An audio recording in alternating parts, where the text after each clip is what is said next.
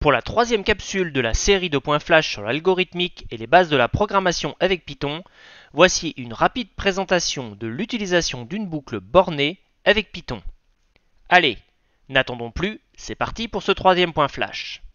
L'instruction for de Python va nous permettre la programmation d'une boucle bornée, instruction capitale dès que nous aurons une itération à effectuer. Et l'utilisation de la fonction range, vue précédemment, va nous être très utile. En Python, l'instruction for itère sur les éléments d'une séquence. On rencontre l'instruction for dans de très nombreux langages de programmation, le C, le PHP, le Pascal, etc., avec des syntaxes très proches et des comportements similaires. L'avantage de Python est de permettre une itération sur une séquence, une chaîne de caractères directement, une liste ou une séquence range. Sur l'exemple présenté, par exemple, avec une liste, le for element int list à la ligne 11 permet de récupérer élément après élément à partir de notre liste d'objets. La syntaxe du for avec Python s'écrit donc principalement avec un in. On récupère les éléments, un par un toujours, in dans un objet ou une séquence. Première série d'exemples, l'instruction for avec une séquence range. Avec tout ce que nous avons vu dans le précédent point flash, nous allons réutiliser en fait les ranges.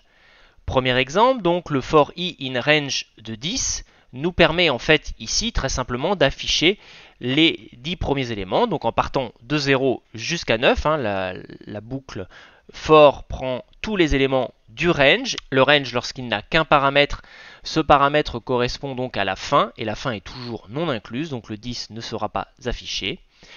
Si nous reprenons un deuxième exemple plus complet, avec un range -100, -200, -30. Nous allons donc itérer de -100 à -200 avec des pas de -30.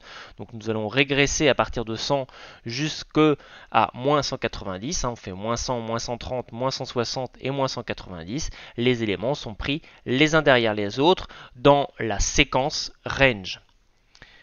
Enfin, juste pour vous préciser en fait que la séquence range est un objet très particulier sous Python, lorsque vous demandez juste d'afficher avec un print le range 10, on pourrait s'attendre à voir en fait un objet particulier contenant 1 à 9. En réalité, pas du tout. Python stocke l'ensemble de son range sous la forme justement d'une séquence et nous affiche juste un range 0,10.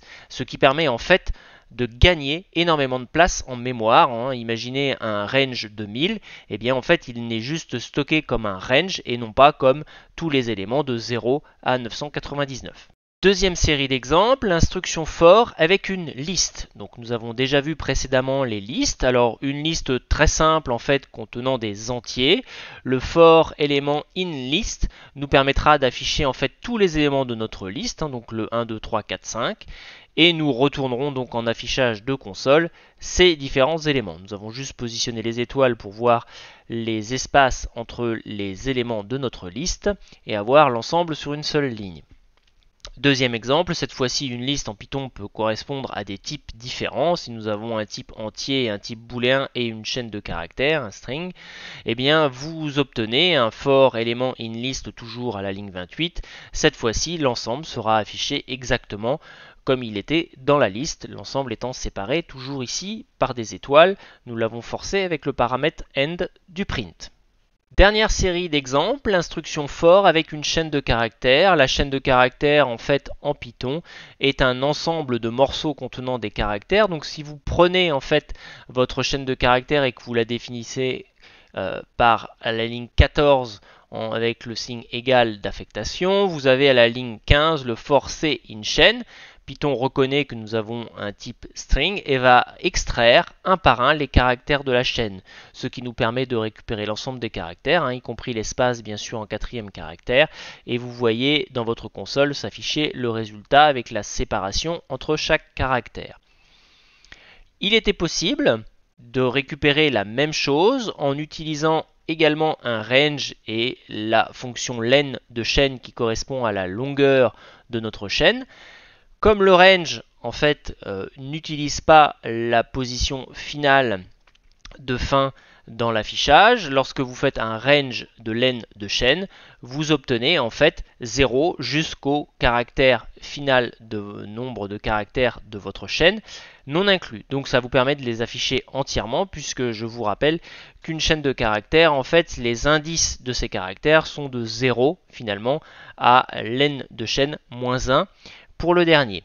Nous avons donc l'affichage qui est identique au précédent en utilisant le print chaîne entre crochets de i. C'est à vous. Après cette découverte de l'instruction for, il vous reste à vous entraîner à programmer vos propres boucles bornées avec tous les paramétrages possibles.